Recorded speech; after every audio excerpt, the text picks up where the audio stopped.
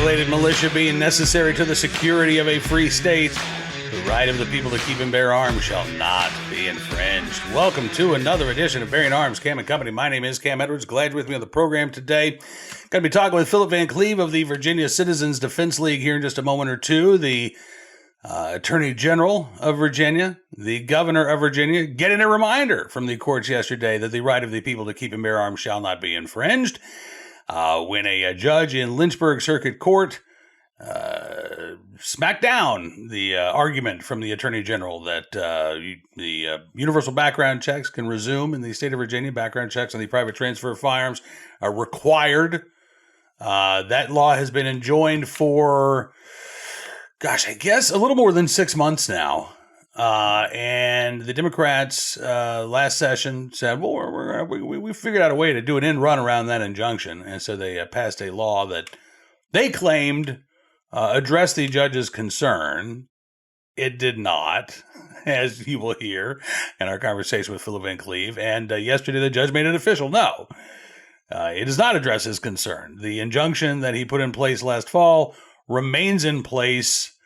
And now there's this interesting question about how this case moves forward because the former Attorney General, Jason Miyares, had declined to appeal that judge's decision last fall. Does this case, can the judge's decision yesterday even be appealed? Or is this matter once again moot and settled law? It's an open question because generally we don't see governments ignore court orders as flagrantly as the Attorney General and the Governor of Virginia have done here. So like that old Chinese curse, we do live in interesting times in the Commonwealth of Virginia right now. And one of those groups fighting hard to ensure that our rights are not trampled upon is the Virginia Citizens Defense League. Again, very pleased that Phil Van Cleave, head of the VCDL, could spend some time with us today. Take a look and a listen. Phil, thanks so much for coming on the program. It's really good to see you again, and I'm glad we get to talk about some good news today. Yeah, well, we'll have to quit meeting like this. It's been quite a bit going on here lately.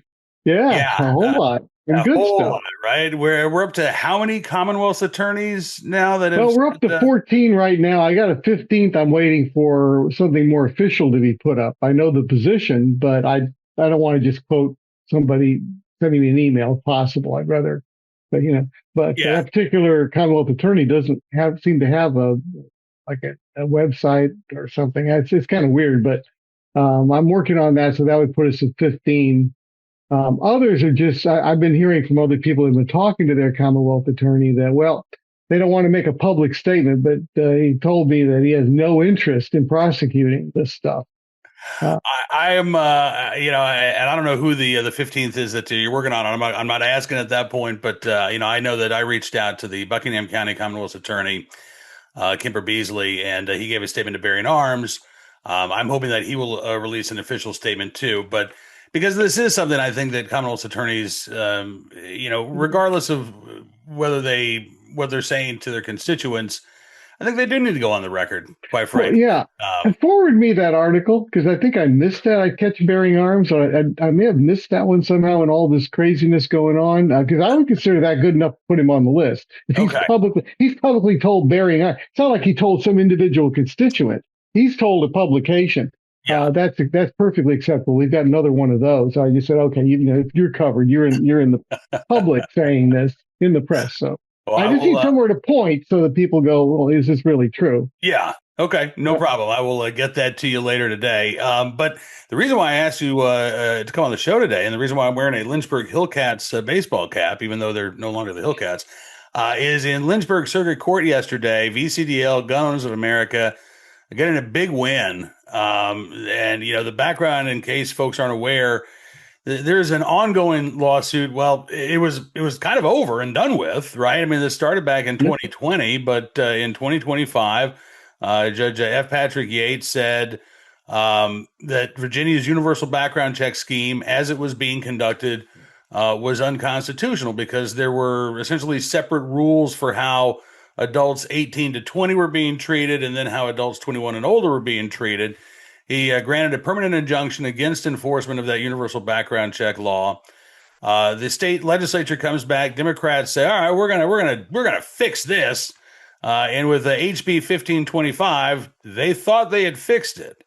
Their fix, though, was that they simply banned adults under the age of 21 from purchasing handguns in a private sale. You're no longer allowed to purchase those guns at all. GOA, VCDL, you guys rightfully said, well, that doesn't fix the law. That makes it worse. But Governor Spanberger, Attorney General Jay Jones said, oh, no, it's fine now. And they told the Virginia State Police, start enforcing these background checks on private sales. They filed a motion to dismiss this injunction, although the Attorney General claimed that the injunction was moot anyway. And you all filed a motion to hold the head of the Virginia State Police in contempt. Yesterday, we had this hearing on these competing motions. Judge Patrick Yates siding with the plaintiffs here, right? And instructing the state to stop enforcing the law on private transfers of handguns. The new bill, or this new law, according to the judge, does not rectify the problems that exist with this background check scheme. Is that right? Yes, that's correct. Yeah, and he did not hold the head of the state police in contempt. I don't know. Of course, I think it was clear that he made it clear that he expected the state police and all law enforcement to not be enforcing universal background checks. Period. Now, I have a conjecture that maybe he was lenient because it was probably the attorney general telling the state police, the Commonwealth, version of the statewide attorney, saying, "Oh no, we're okay. Go ahead and start enforcing these. We've fixed the problem." And so it might have been that the state police was doing this in good faith, based upon the attorney general saying that this is okay. We've covered it. Don't worry about it. Go ahead and enforce it. That might be. I don't know that's a fact, but it certainly would make sense to me that he might have been lenient, saying, okay, you were really giving bad advice. You should still know the law, but you asked an attorney and you got bad advice. That's my guess. But going forward now, the judge has been pretty clear. Oh, yes. You're not doing this. Absolutely. And I'm not seeing any written opinion from Judge Yates yet. I hope that we get to see one here soon. But what was the judge's reasoning? What did he say that 1525 did not cure the defects in the background check law? Did he get into the ability of 18, 19, and 20-year-olds to purchase handguns, lawfully under the Virginia Constitution? I think there's going to be like a part 2 to this, where maybe some of that's discussed. I'm not sure. I'm not an attorney, but I believe a major problem there, and even here in Virginia, we had a federal court ruling that you cannot ban 18 to 20-year-olds. And this dealt with the federal law of not being able to buy from a federal FFL a handgun if you're a young adult. The judge here said that's baloney, and that got appealed and is bouncing around. But that may have been part of the thinking, saying, because in the original ruling, he left the door open to be talking about not just the fact that they couldn't buy pistols, but other issues. So I think that's basically, he feels like there's still a definite problem. And I think you just cannot tell 18 to 20-year-olds you cannot buy a handgun. That's ridiculous. There's no way they're going to show that as history and tradition in America. Are you kidding me? You were expected to be in the militia at 16. Right. They're not going to be telling you, oh, you turned 18. Oh, now you can't have guns for 3 years. What? Right. And as you say, we got a good decision at the district court level. The Fourth Circuit, unfortunately, reversed that decision. And now that case and several others are up on appeal to the Supreme Court. Supreme Court has just kind of sat on those cases. I expect they're going to be vacated, remanded after the Hamani and Wolford decisions, because we do have almost a half dozen cases from around the country dealing with this issue. We've got circuit court splits, but for some reason the Supreme Court hasn't granted cert in these cases. But in state court, you're not just dealing with the Bill of Rights, the federal Bill of Rights, the Second Amendment. You're dealing with the Virginia Constitution as well. Yes. And the Virginia Constitution is abundantly clear that adulthood starts at age 18. And Judge Yates, going back to some of his previous decisions, has talked about this, that there's nothing in the history and tradition of gun regulation that says, well, some law-abiding adults can be denied their right to keep and bear arms because of their age, but others can't. If that was the case, Phil, I mean, honestly, if that's the rationale that, well, yes, you're a legal adult, but you're too young. Yeah, you could make that same argument that yes, you're a legal adult, you're a law-abiding adult, but you're too old. You're 70, you're 80. Yeah, yeah. So you've aged out of your right to keep and bear arms. I mean, that's a very dangerous proposition. Right. And if you think about it, Cam, in reflecting on this, originally Judge Yates shot it down because it took away absolutely the ability of an 18 to 20-year-old to purchase a handgun. There was no way at that point. That's why he said, no, you Right, cannot. because you had to go through a NICS check. So now the way the way the General Assembly fixed it was say, okay, we'll take away the rights of them to be able to open guns completely, which is exactly why he killed. And now that I'm thinking about it, that makes a lot more sense. He's just saying you're still doing it wrong, guys. Yeah. You cannot deny young adults the ability to purchase a handgun. You cannot do it. And by the way, they threw an assault firearm as something they couldn't buy either. It was both of those. That's right. Yeah, I forgot about that. So now they can't even buy a long gun if it's the wrong type. Right. So I think in that sense, it all makes. I'm certain that's what it is. They thought that the General Assembly somehow interpreted what the judge said as saying, well, if you throw gasoline on a fire, it'll quench it. Right. And they said, oh, okay. The one thing that that this has done, though, is that this has reopened the case, right? So then Attorney General Jason Miyares, after that permanent injunction, he decided not to appeal. And then folks might remember Attorney General Jay Jones, before he was sworn into office, sought to intervene. He basically asked the Virginia Supreme Court, hey, I'm going to be the Attorney General soon, and I want to enforce this law. So let me go ahead and start representing the state a few months early. Virginia State Supreme Court said, no, we're not going to let you do that. But now Jones can appeal Judge Yates's decision that was handed down yesterday, right? He can take that to the Virginia Court of Appeals? Maybe, but the underlying issue, I don't think he can do much about, because there was, the original case, as far as the judge is concerned, nothing had changed. Nothing.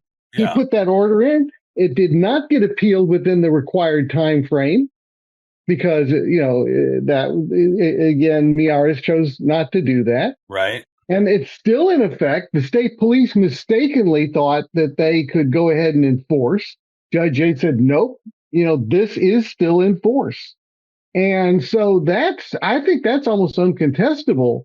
If they appeal it, I'm not sure what exactly they think they can do. It's too late. If somehow Judge Yates had created a whole new, he hadn't said what I had before is still in effect, and come up with something new, that one I think they could appeal. But he's just said, you're wrong. This is still in effect. So I don't think they can do a whole lot there. Interesting. Well, I think the Attorney General's making it up as he goes along anyway. So we'll you know what? This is what I said all along, Cam. We got the assault weapon ban and everything. The only silver liner in all this is we got Jay Jones defending all that. That's right. Yeah, no kidding. And I want to ask about that real quick as well, because there are, I think, 7 different lawsuits in between federal and state court. I know that there are, I think, 4 challenges in state court around the Commonwealth of Virginia. Yes, that's correct. Where did VCDL file their lawsuit against the assault firearm and large capacity magazine ban? Lancaster County. Okay. And what is the status of that lawsuit right now? We're waiting. We're asking for a preliminary injunction so that it doesn't go into effect. So we're waiting. Okay. As long as that preliminary injunction gets heard before the end of the month and is ruled on before the end of the month, because at this point they're not completely determining the actual answer to the law. This is an injunction. What they do with an injunction is they say the judge just sits back generally at a 5,000-foot view and says, does this plaintiff have a reasonably good chance of being successful? If the judge thinks, this is a good argument, I think he's going to be successful, they'll grant the injunction. If they're kind of going, whoa, this is off in left field, then they won't grant the injunction. Yeah. Because so they're kind of looking at the tea leaves, thinking that, one way or the other. So Right. we've got 4 different localities that are involved in this. We're in Lancaster, and there are 3 other localities involved. I think Washington County might be one of them. Yeah. And another one might, not sure if it's York County. I think there's one in York. I think the NRA filed in York County Okay. or in that area. But anyhow, each one has different facts. We're kind of approaching the same problem, slightly different angles. We have different plaintiffs, different issues that have come up. And so Jay Jones, in panic mode, wants to not have 4 judges looking at all this whole issue from different angles, because any one of them could put out a statewide injunction. Right. He wants to consolidate it all into one case and then have that, say, held in Richmond, where judges would be very favorable to his point of view, Yeah.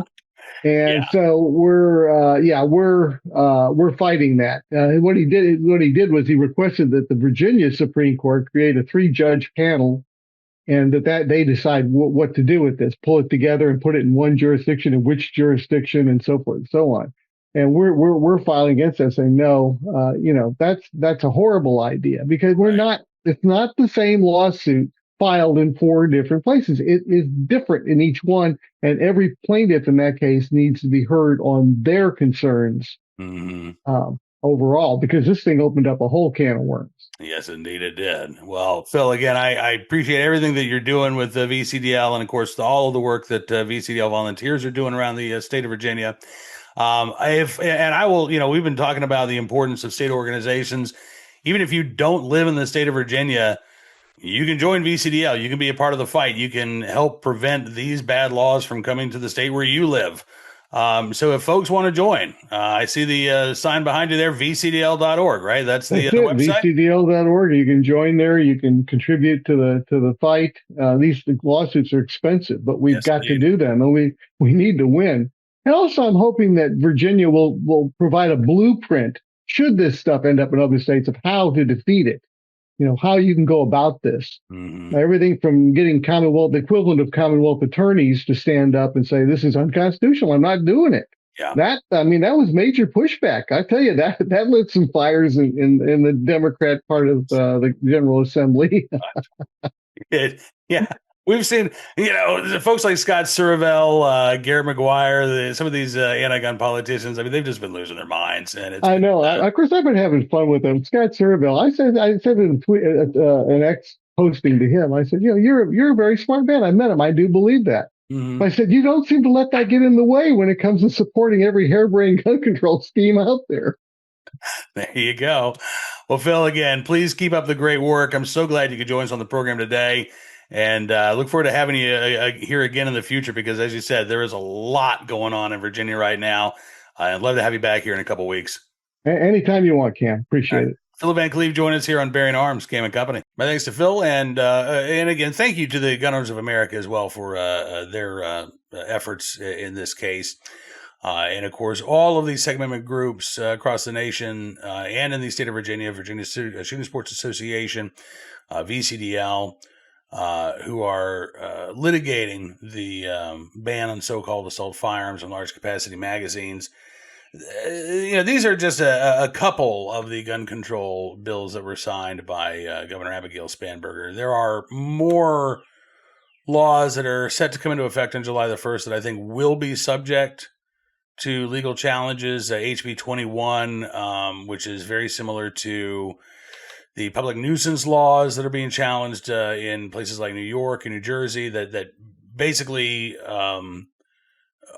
just provide an avenue to sue the pants off of gun makers, distributors, and sellers, holding them responsible for the actions of criminals if they don't abide by some vague code of conduct. I think that one is going to face a court challenge. We may see challenges to the gun storage law. I think we may also see some more Commonwealth's attorneys come out and say that they have no plans on enforcing either the gun storage law for homes or for vehicles as well. So there are a lot of moving parts in the Commonwealth of Virginia right now. and we're going to keep you up to date on all of these issues going forward. Right now, though, let's turn our attention to today's armed citizen story, our good deed of the day, and our recidivist report. We'll start there with a case out of Austin, Texas. A man sentenced in 2024 jugging case after pleading guilty. Not juggling, by the way, not a juggalo case. I don't think this guy had anything to do with Insane Clown Posse. Jugging is apparently following somebody home from a bank, an ATM, a check cashing store. You've seen them get money. You follow them back home, and then when they're getting out of their car, you run up and you rob them. In this case, 20-year-old Marquise Collins pled guilty to theft of property greater than $2,500, but less than $30,000. That is a felony offense in the Lone Star State. Collins did not, in my opinion, receive a sentence that is commensurate with the crime. He received a 1-year sentence in the Travis County Jail for this felony robbery. According to KXAN, Collins also received 6 days credit for the time that he spent behind bars awaiting trial, which honestly is not a lot of time, considering that this case was the crime was committed in December of 2024. So, I don't know what has to be done. I mean, granted, this is Travis County, one of the dots of blue in a sea of red in the Lone Star State. But, again, if you want to stop these types of crimes from happening, you've got to make an arrest. You've got to get a conviction. But you've got to ensure that there are serious consequences here. And less than a year behind bars for robbery, I don't think it's a serious sentence at all. I think it's kind of a joke, to be quite honest. Today's armed citizen story. Now, this is a little unusual. Typically, we focus on armed citizen stories here in the United States. But I ran across this story from Australia, of all places. And I wanted to talk about it because of some of the quotes from police officials, from the experts that the media talked to about this particular case, because it's very different than how defensive gun uses are treated here in the U.S. So here's the headline. Cops praise 75-year-old homeowner who shot alleged stabber during home invasion. That headline could be written, I think, in a lot of jurisdictions here in the United States. Maybe not San Francisco, maybe not Manhattan, but in many jurisdictions. And this is from the Australian Broadcasting Corporation. Or actually, no, it's not. It's from news.com.au, which is not ABC. They write that police allege a 75-year-old man and 72-year-old woman identified as Keith and Diane Blessing were attacked by a knife-wielding man in their home at Torrington, a small village in northern New South Wales, just after midnight on Thursday. Ms. Blessing collapsed with a chest wound, while her husband was slashed across his abdomen. Mr. Blessing called their version, the Australian version of 911, as their alleged attacker retreated onto the home's veranda. The alleged attacker identified as a Joshua Dylan Trethewey. No relationship to the Blessings, apparently did not know the Blessings. And police say that Trethewey was shot by Keith Blessing as he tried to get back into the home. Trethewey has now been charged with 2 counts of causing grievous bodily harm with intent to murder. He will appear in court at a later date. The Blessings, meanwhile, at last report, were in critical but stable condition at a local hospital. New England Police Superintendent Chris McKinnon was talking to reporters on Thursday morning. And he said, Mr. Blessing, quote, certainly did the best under very difficult circumstances to defend himself and his partner. It was quite impressive, given the extent of the injuries that he suffered. Indeed. And this is where things take a turn for the weird. at least for those of us in the United States. The news report goes on to say that Superintendent McKenna did not comment on whether charges would be pursued in relation to Mr. Blessing's actions, but said people were, quote, entitled to use reasonable force to defend themselves. He went on to say the older male obviously had received quite critical injuries up to that point, but all of these things will form part of our investigation. Okay. Criminal lawyer Sam Macedon said that Mr. Blessing was, quote, entitled to defend himself, provided that there was no proof of, quote, any force that was over the top. Again, his wife had been stabbed. He had been slashed at that point. The guy's trying to come back into their home. Do we really need these caveats here? Macedon said, what's important in any self-defense claim is what's going through the mind of that person. The fear they have and whether they feel like they have to do whatever it takes to protect themselves is how an outsider will decide what is reasonable and what is not. He added, I think if the other bloke wasn't armed, if he hadn't been stabbed, and given the age differences, then the shooting probably wouldn't have been justified. He said the fact that he'd already been stabbed by this bloke who was a lot younger and presumably a lot fitter than him, the fact that his wife had already been severely injured, means that there would have been enough fear in his mind to do whatever he could do to prevent this bloke from getting entry again. If this bloke is trying to re-enter, you know full well he's not doing it to give you a hug. Okay, now again, I don't disagree with anything that the defense attorney said. What's weird, though, is that he has to point this out. Again, the couple had both been stabbed. So, yes, you have a reasonable fear that you're going to be stabbed again if this guy breaks into your home. Now, look, even here in the United States, you have to have a reasonable belief that your life is in danger of death or great bodily injury, or somebody else's in danger of death or great bodily injury in order for you to act in defense of yourself or others, right? But because of Australia's gun control laws, because there are so few gun owners, and because Australia really looks down on the idea of using a firearm for self-defense, these defensive gun uses are really unusual in that country. And so I think that you have to have, you've got to explain it to people like they're little children, because this is so unusual. I was just struck by some of the comments by the police superintendent, by this defense attorney, rationalizing or justifying using lethal force after somebody has been slashed and their wife has been stabbed. At that point, I would think that'd be pretty elementary, but apparently not for an Australian audience.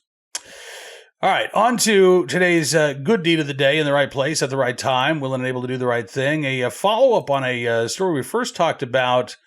I think this was last week from the Cincinnati, Ohio area. A woman whose car went off the road into a creek during a storm, and a Good Samaritan actually was able to pull her from the vehicle, but she didn't know who that Good Samaritan was. He hadn't been identified by police. Now the two actually have been reunited.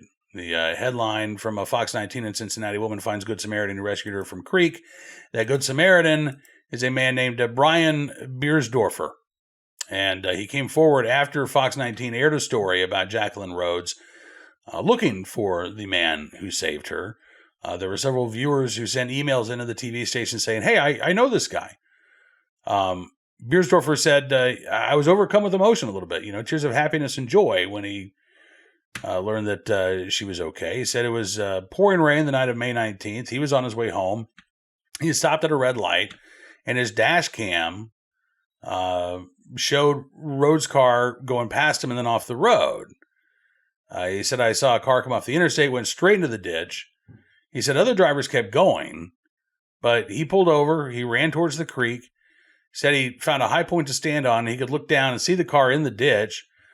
He yelled out to the driver, but he couldn't hear a response. So he walked around, followed the path of the car had taken. He said, I really struggled to get the passenger side open. He said, I finally did get it open. I'm sorry, Rhodes said she was struggling to get the passenger side open because she couldn't get the driver's door open. She said, I finally got it open. He came down when I got it open, but he had to pull me literally over the car to get me out. Brian Beersdorfer said he really had no other choice but to stop. He said, I wouldn't be able to sleep that night. He said, knowing what that ditch is, knowing what's after that ditch, he said, this is an open creek right here, but there's a tunnel down there. He said, God put you in places at the right place in the right time. He said, I've seen a lot of that lately, and so I think, probably just working through me a little bit that, the Almighty was in charge. Beersdorfer and Rhodes have now connected, and they are planning to meet for dinner, which I think is great. And again, in the right place, at the right time, willing to do the right thing. Glad we have a name to put with this good deed. Brian Beersdorfer, there in Cincinnati, Ohio. I know Jacqueline Rhodes thanks you, but we thank you too. All right, that is going to do, that's going to do it for this edition of Bearing Arms Cam & Company. I want to thank you, as always, for being a part of the program. I'm looking forward to seeing you back here on Monday for the next edition of Bearing Arms Cam & Company. But be sure to check out bearingarms.com throughout the day-to-day, throughout the weekend. We're going to keep you updated on all the latest Second Amendment news and information. There's a lot going on. Didn't see the decisions in either Hamani or Wolford handed down by the Supreme Court today. They did release 3 decisions, so we're down to 23 decisions that are outstanding, 2 of them being those Second Amendment cases. Firearms Policy Coalition, however, did file a new lawsuit. Brady filed a lawsuit against the ATF seeking records today. We've got coverage for you on that at Bearing Arms as well. And if you like what you see, I would encourage you to become a VIP, VIP Gold, or VIP Platinum member. Just go to bearingarms.com/subscribe. Use the promo code FIGHT, and you can get 60% off your membership. You'll get all kinds of great benefits no matter what tier of support you choose. Obviously, those benefits get bigger as you move up from VIP to VIP Gold and VIP Platinum. But no matter what tier you choose, you'll be supporting the work we're doing at Bearing Arms, and I want to thank you for that as well. Enjoy the rest of your Thursday. Looking forward to seeing you back here again in a couple of days. Until then, be well, be safe, and be free.